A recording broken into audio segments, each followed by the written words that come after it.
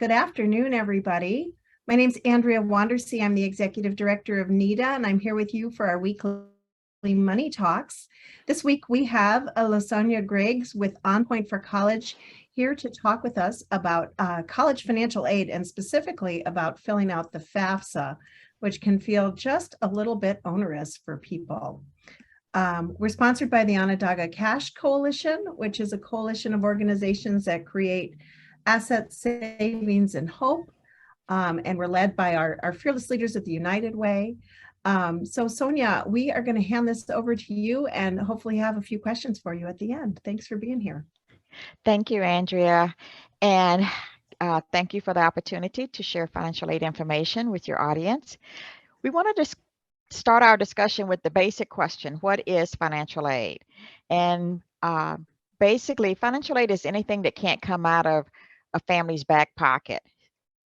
The nice, coherent definition is that it's funding provided to students and families to help them pay for post-secondary educational expenses. And post-secondary educational expenses is not only just a college, but it also includes trade schools as well as many BOCES programs. So they provide training for students and you can go out and get a job afterwards. So that is what our definition of financial aid is. On our next slide, we will talk about, can you pass it forward, Andrea? On our next slide, we're talking about the types of financial aid that is available. So we have various forms of financial aid. My favorite kind is free money. That's money you don't have to pay back. And that's what we encourage families to take advantage of first of all. So free money includes grants and scholarships. Grants can come from many sources, as we'll see in a minute, as well as scholarships. Then there's also self-help aid. Self-help aid is money that you can receive, but you got to do something to get it. So there are student loans that are available to help students to offset the cost of attending school. But that money, anytime someone loans you money, somebody somewhere wants that money back. So that is money that has to be repaid. And then there's also various work-study programs, the most common being the federal work-study program. And that is money students earn as they work as they're attending college. So it's an opportunity to work somewhere on campus, build a resume, get a network of references that you can use later, and also have some job skills. Now let's talk about the different sources of financial aid. On our next slide, we see the government, the federal government, as well as New York State has aid available to students who are New York State residents. The federal government is the biggest funder of financial aid. They offer the federal Pell Grant program. They offer other smaller grant programs available to certain populations of students. And then they also are the only provider of federal student loans. The state of New York has many grant programs available as well as incentive programs depending on if you're going into a teaching program or a STEM related program. The college and universities that you apply to, they have financial aid too. They offer you the federal and state aid, but they also have money that's coming from their endowment funds in the form of merit scholarships and need-based scholarships and grants. And then there's also the opportunity to apply for private scholarships through sources that offer scholarships based on certain skill sets. And in a slide later in this presentation, I offer you different sources that you can use to find private scholarships. And finally, for many parents or students who are employed, sometimes your employers have, as an employee benefit, the opportunity to attend school and they will pay for it.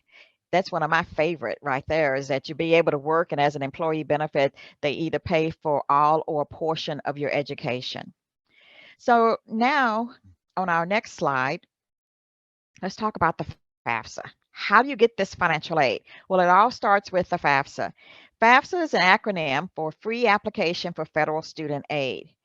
Students can list up to 10 schools for to receive the information from their application. When schools get that information, they send students who've been accepted to their college an award notice telling them what their federal aid eligibility is, what their state aid eligibility is, as well as eligibility from other grants, scholarships, and student loan programs that they may have, including work study. So in order for a school to know that you're interested in receiving money to go to school there, you must file the free application for federal student aid. In our next slide,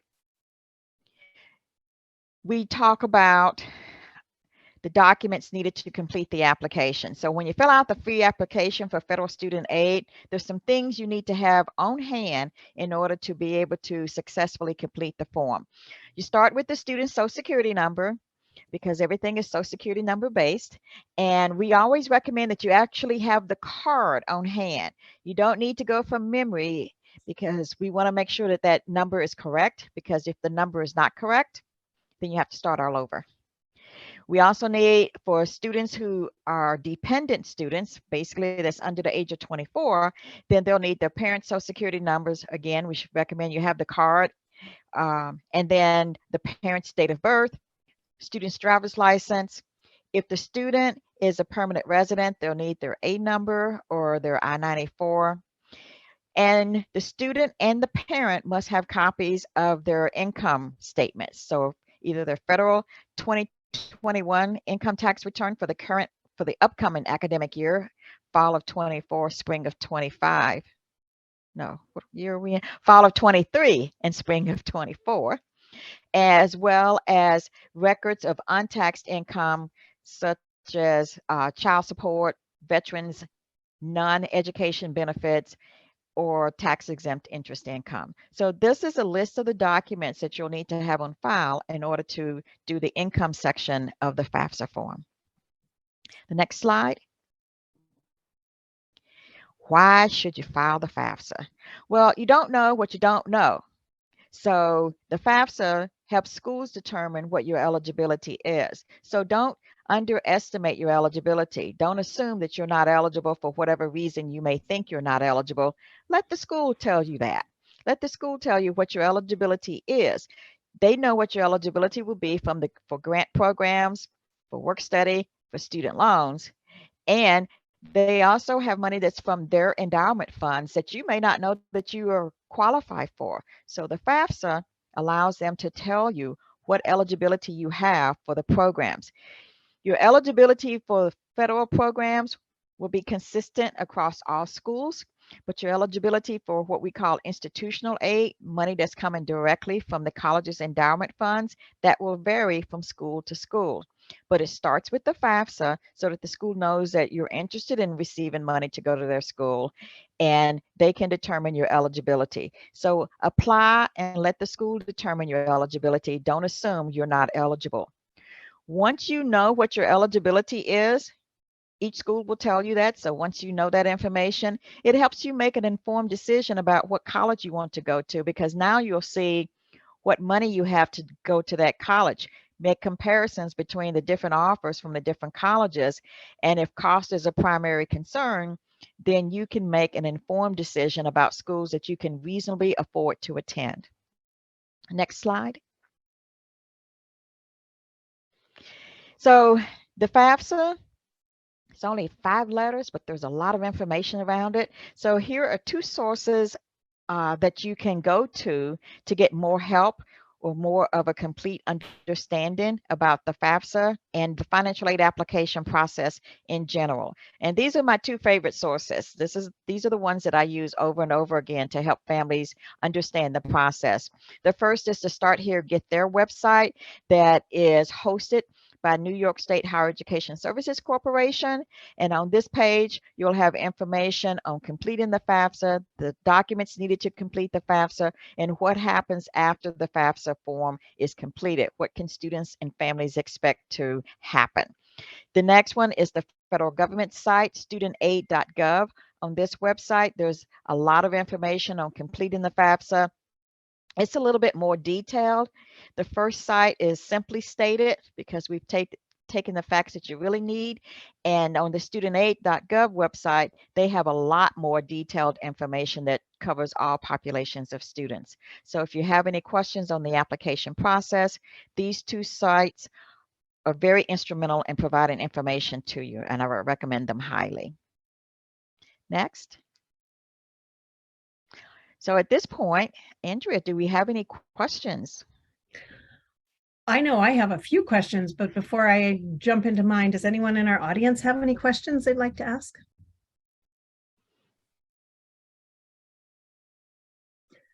I know you were talking a couple slides back about, in fact, since I'm in charge, I'm going to go back. The documents people need. I know sometimes we have young people come in and say, my parents don't support me. I'm under the age of 24, but I'm not, I'm independent. How do you respond to that? Or what should students be aware of in terms of whether or not they need their parents' taxes for the FAFSA? So that's a good question. It's a very common question. So the government defines an independent student as one who is 24 years of age by December of the application year, one who is married, one who has a child that they support, one who is an orphan, which means that both parents are deceased, or one who has been placed in the foster care system, or someone who has been granted legal guardianship to someone other than their parents by the state in which they reside. So in the state of New York, if a student has, if the parents have been absolved of their responsibilities for taking care of a child and now it's with someone else, they would qualify for an independent status. There's also occasions where students don't meet any of those qualifications, but it's in the student's best interest not to be in the family's household. They haven't been removed from the household by the courts, and they may be couch surfing, homeless, or maybe there's some other situations that may be the reason that the student is not living with their parents. And in those cases, there may be an opportunity for the student to approach a college and say, explain their circumstances, and that college can help the student to help make a decision if they can be considered for an independent override. And an independent override is where the college has said, okay, this student doesn't fit the status quo for an independent student, but based on their circumstances, I'm granting them an override. And that is a professional judgment that a college can exercise that the federal government has extended to financial aid administrators. So there are cases where someone under the age of 24 would not need their parents' information. But then if they don't meet those normal cases, then they need to talk to the financial aid office at the school they plan to attend. Okay. But if I mean, what if I'm 21 and I've been working on my own and I'm not really living with my parents anymore and I can't get maybe I'm estranged from them or we're not getting along or whatever, and they don't want to give me their taxes, or their philosophy is I should take care of it myself. How does that work out? Is there a way somebody can file the FAFSA without their parents' taxes, or do they need to really get that information in? Yeah, So like they can submit. Say they're no longer dependent on someone's taxes either. They're not they're claim themselves. So it doesn't matter who claims the child on the taxes, because divorce decrees can allow students to be claimed by the non-custodial parent. It may be something that was granted in the divorce courts. So for on the application, a student is given the option to say, I am able to provide my parents' information, or I'm unable to provide my parents' information. So if they say they're unable to, they can proceed with the application, but the school that they submit the application to will reach out to them to get an understanding of what's happening in the family. And then they'll make that decision as to what aid eligibility may be available to them. If families don't provide the tax information or the income information for a dependent student, then the student is eligible for an unsubsidized loan. but they wouldn't be eligible for any other type of federal aid without the tax return. And that's in cases where they don't meet the criteria to be considered independent, or they may not meet the criteria to be considered for an independent override. Okay. Thank you. You're welcome. Any other questions?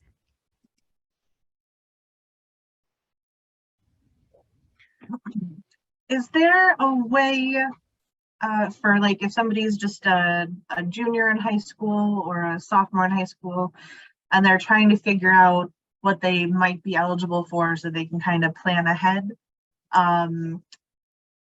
Is there a way for people to find out what they would currently qualify for, or would it not even matter because it would potentially change so much year to year? Good question. So schools have on their website what a program called Net Price Calculator, and it tends to be on the financial aid website of the school that a student is looking at. So from that calculator, they're putting information, and it can give them a rough idea of what their eligibility may be for financial aid. But that data that they're putting in is usually from 2 years ago. So if they're junior, it may give them a little bit of information, but if their circumstances have changed from that point in time, you know, until they actually go to college, it may be different. But it can give you an idea of what your eligibility may be. But you would have to look at each college's website for their net price calculator to get an idea of what you may be eligible for that particular school. There's not a website that gives you an eligibility in general for federal student aid. Thank you. Any other questions? I don't think I have any either. I will say, and I'm sure we're going to have you and your colleagues from On Point back as we go through the calendar year and people start to go through the process. But most important thing is you don't have to pick a college until you've seen your financial aid packages, right? So well, you can't see a financial aid package until you've been accepted at that college. So you do have to at least apply to the school and be accepted, but you don't have to make a deposit at that school until you've seen your financial aid deposit, financial aid award notice. That's great. I think that sense of like, how much is this all going to cost us? It's very anxiety producing, and you kind of have to go through the process. You have to fill out the FAFSA, you have to fill out the application, go through the admissions process, wait and hear back from all of your schools, and then sit down, hopefully as a family, and make a good decision about what the student needs and what the family can afford as a team. That's what we tried to do as a family, for sure. So Right. it doesn't always work out that smoothly, but that's the plan. And if I could add, we do encourage families to apply early. So don't wait until August when it's time to start school to start the financial aid or the admissions application process. If you're looking at going to college in the fall of 23, which is next fall, then now is the time to start doing the admissions application process as well as the financial aid application process. In the state of New York, October is college application month. So we encourage students to do their college applications in the month of October, as well as their financial aid applications in the month of October.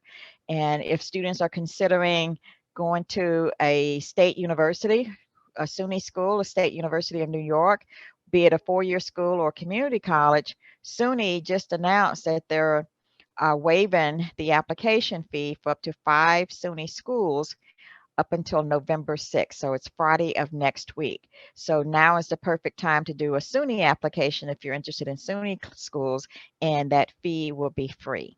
So they were trying to encourage students to get the ball rolling and start the application process this month. Excellent. That's a great tip. Thank you so much. You're welcome. We have Lasonia's information here. On Point for College is a great resource for our young people here in the city of Syracuse. Is that correct? Or do you guys work with people from the whole county? What's your service area? Our service area is Onondaga, Madison, Oneida, Cayuga, and Oswego counties. And we have offices in Syracuse and Utica. So we work with students from those counties. So it's not just the city of Syracuse. Great. That's wonderful. Well, it's great to have you here today. Thank you so much for talking with us. Again, here's a thank you to all of our Cash Coalition partners. We are having weekly presentations on financial topics, and this whole group of people are helping to build those up. Next week, on November 2nd, we'll be doing a program on home weatherization, and we have a bonus on Friday the 4th to talk about health insurance open enrollment. I also want to give a little plug for our Syracuse Financial Empowerment Centers. If you haven't had a chance to meet with a personal financial counselor, it's a wonderful opportunity. It's a program that's open to anyone here in Onondaga County now, and you can call their number or visit their website at syracusefec.org to learn more.